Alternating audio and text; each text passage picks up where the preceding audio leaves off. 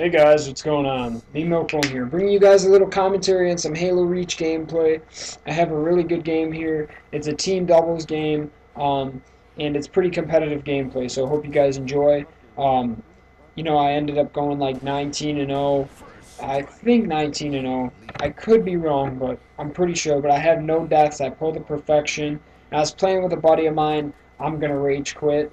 Um, he did a really good job calling the guys out, let me know where they're at all times, and that's what you need, to get this game, to be a good player at this game. You need to know certain things of where the people are going to be spawning. Communication is key in this game. You want to have communication. And let's get into things that I want to talk to you guys today about in this video. One thing that I want to talk to you guys today about in this video is to help people. It's my opinion on helping people become a better Halo Reach Halo player. Now, I'm not saying that I'm amazing. I'm not saying that I'm the best Halo player in the world, because I'm far from it. I'm not even fucking MLG Pro here. But let's just talk a little bit about some things that help me, tips and tricks help me to become a better Halo player, and what I learned over the time of playing my Halo days. The one thing that I want to talk to you guys about today is sensitivity. Sensitivity is key in this game. This game is all about accuracy. So if you don't have accuracy, you're not going to be a good player. You always got to hit them in the head no matter what. You have to be accurate. So what I play in sensitivity is I feel that 4 is the best sensitivity for me. Now I'm not saying that 4 is going to work for everybody, but people that get used to a slower sensitivity will become better players. Um, People with high, fast sensitivity won't usually get as many multi-kills. Well, I'm just saying if you're beginning the game, okay? I'm not saying that if you're a Halo Reach player or you're a Halo player and you already have, um, this is just for people that are picking up the game, are new to the game, and have never played it. Play on a slower sensitivity. Work your way up. If you feel more comfortable about boosting up your sensitivity, boost it up. But start off slower. Don't pick up the game and think, oh, okay, I'm going to just jump to sensitivity fucking 9 or 10, and I'm going to be a beast. No, it doesn't work like that, guys. Especially if you're a new Halo player. But if you are, not a new Halo player, then it might work for you.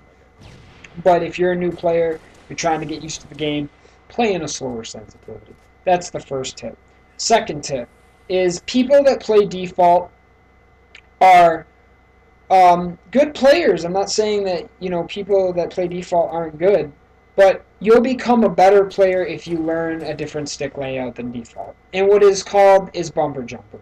Bumper jumper is basically where it's a stick layout where you use your bumper to jump instead of A, and default is using A to jump. And the reason why it helps you is because you never have to take your fingers when you're using bumper jumper, which I used to use actually default. I used to be a default player until I got introduced to bumper jumper. And it helps you so you don't have to take your finger off A every single time and move it to your analog stick. And it really does help a lot, because you can also keep your head level and your cursor on their head while jumping. And jumping is a key in this game. It's all about jumping. People wall bounce in Gears of War 3 and, Gears of War whatever 2, whatever. But they wall bounce. In this game, it's about, they call it Gandhi hopping, which is a crouch jump, or they call, a halo jump. And I like to jump because it throws my opponent off. If I'm in a 1v1 battle with them, I'm better off to live if I jump than if I don't. Now in SWAT, it's a different story, because if you jump in SWAT, you can still die no matter what. But the thing is SWAT is actually the jumpers are the people that are more experienced players. And I can tell you guys right now, I used to be a SWAT player. I used to play all the time. I know that when you go into a game with tryhards, you're going to see jumpers. Okay? You're going to see jumpers that jump around corners before you can even walk around the fucking corner. And it gets me pissed off, when I was a player, when I didn't even used to jump. And, I was like, what the fuck? Why are these guys killing me so fast? And I finally learned that bumper jumper is easier, and jumping makes it more easier to jump around the map. So that's a good tip. bumper jumper is a really good tip to help you guys out. So try to get used to it. I know that some people are going to be playing on it, and you're going to be like, God damn, this shit sucks. You know, I'm so not used to it. But I'm telling you guys, just like in 30-30-30 sensitivity with Gears of War, once you learn bumper jumper and you master it, you will become a much better player at Halo Reach. Another thing that I wanted to talk about today, guys, is knowing the spawns of maps. Now, especially in SWAT, if you know the spawns of maps, like especially this map is a key map to getting spawn trapped on. If your team knows the spawns, you'll win the game, especially in SWAT. But the thing is they don't always spawn in the same places. You got to know exactly how to do it, and there's ways.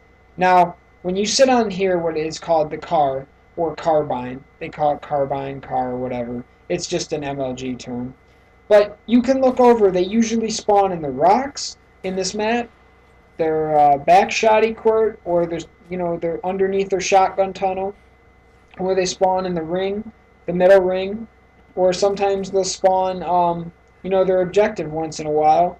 It's just all different spawns, but if you don't go over their spawn, they won't spawn anywhere else. They'll keep spawning in the same spot, and you'll spawn trap them. And that's what I used to do for SWAT when I used to run with my SWAT team for GB. Is basically, we would spawn trap kids, and they wouldn't go anywhere. I mean, they'd have nowhere else to go. And when you get a team, solid team of 4, to sit on different sides of the map, they're not going to spawn, guys. So that'll help you in SWAT, at least. But knowing spawns is key in this game, because if you do, you're able to take opponents out much faster. As soon as they spawn, you'll be shooting at them, and you won't be getting killed or flanked or anything like that. But the thing is people, especially when you're playing with people that don't know what they're doing, they'll walk over their spawns, and that's where you're going to have flanks and stuff like that, because people are the other team is going to be spawning on the other side of the map. Because when you do walk over a spawn, it transfers them to be on your side of the map and your spawn, and it fucks up the game, because basically they can flank you.